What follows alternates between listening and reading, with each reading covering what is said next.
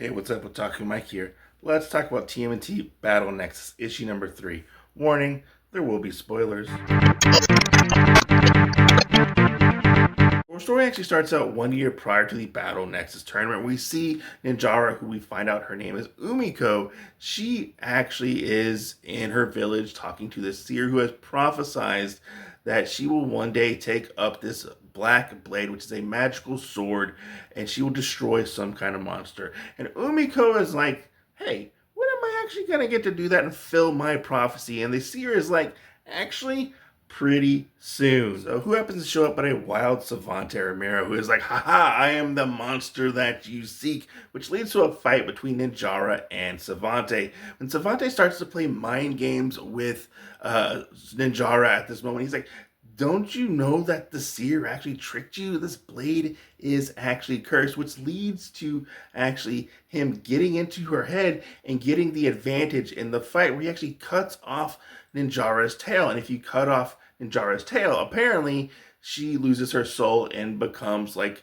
the servant of, or will listen to you, and you have complete control over her. And Savante is like, hey, we're going to go kill some turtles. So we actually switched to present day, where, if you don't remember, Raphael was about to fight Alopex in the third round of the tournament. And Raph's like, look, I'm not going to fight Alopex. Like, what are you doing, Savante? This is ridiculous. Which leads to Alopex not wasting any time. And she's like, I don't know what's going on here, but I'm going to kill you. I told you to stay away from me. So we actually do get this pretty cool fight between Raph and Alopex. Well, it's really one-sided fight between Raph and Alopex, because Raph refuses to attack Alopex at all. He's like, look, I'm sorry, I tried to leave you alone.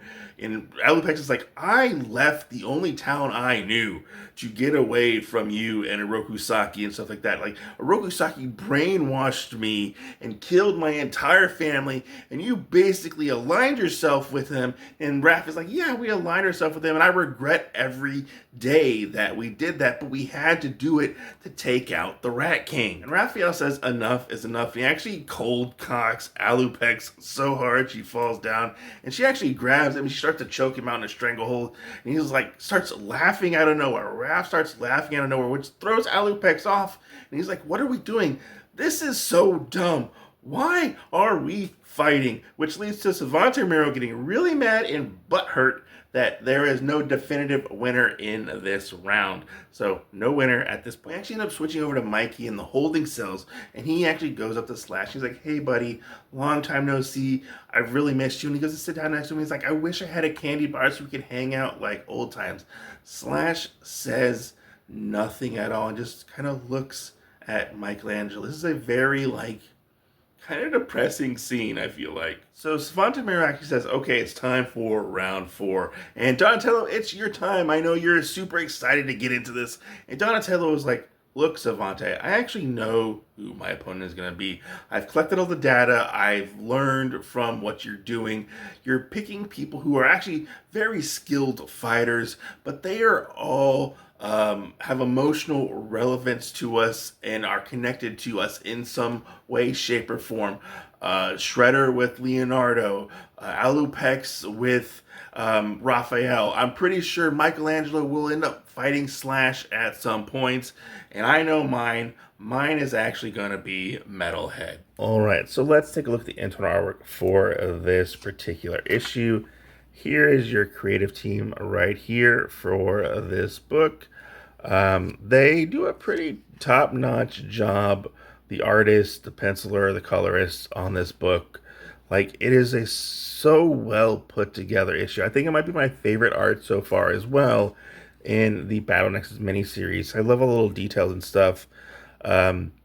Just how they show the characters' emotions and stuff, and all like the different particle effects with, and the weather effects I really liked. Like, this fight right here between Alopex and Raph, like, you can feel the rage like resonating off the page. I feel like it's such a well done fight scene. I love this little detail right here where we see like the blood on Raph's like wraps that he has on his arms.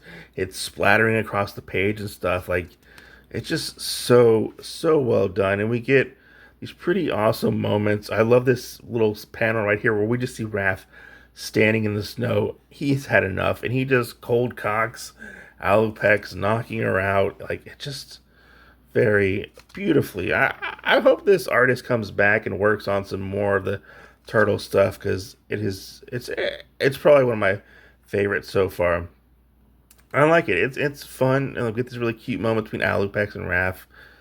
Superb. So, what exactly did I think of TMNT Battle Nexus issue number 3? This is actually a really fun issue. Probably my favorite so far of the ones that I've read out of this miniseries. This was a very emotionally charged issue, I have to say, between Raph and Alupex. As a new reader, somebody who jumped onto this series when it got relaunched, I did not know much about Raph and Alupex's relationship. And I liked how they told you this, especially as a new reader, how they told me like what happened between them in the past, and I didn't get hit with a big giant info dump. And I really liked how this round of the tournament ended with, them kind of having a weird kiss and make up situation, and neither of them won, or neither of them lost either. I guess they both got disqualified, so they both technically lost. I really like the fact that we got to learn a little bit more about Ninjara. I don't really know much about that character, but she seems like a pretty interesting character. I really like the scene, even though it was a very short scene, which was the scene between Slash and Michelangelo. That scene kind of broke my heart, because Michelangelo is normally like the fun, goofy, turtle, and he seemed almost broken that like he couldn't have his friend back, or he had to fight his friend. That was such a sad scene, and it was done in such a way where words were not needed, and the art definitely like took like the leading spot in telling that portion of the story. I don't really have anything like negatively to say about this. I'm still surprised that this book is being written by 4 or 5 different people. I found out as of reading this issue that each writer is writing one of the issues, but to keep it as such a like continuity, and the story is flowing so well, I think they're doing a pretty good job so far at telling the story. I'm interested to see like where this is gonna go, obviously, but like I want to see the other turtles. I want to know where the other turtles are and who is the guy in the black. They haven't told me that yet. They're dangling that on the carrot, which I don't really like. I need to know what's going on. But all in all, a really good issue, I have to say, and I'm looking forward to issue number 4, which as of right now, it is already out, and I gotta go read it. But I'd love to hear your thoughts down below. Peace out, stay safe, I'll go read some comic books.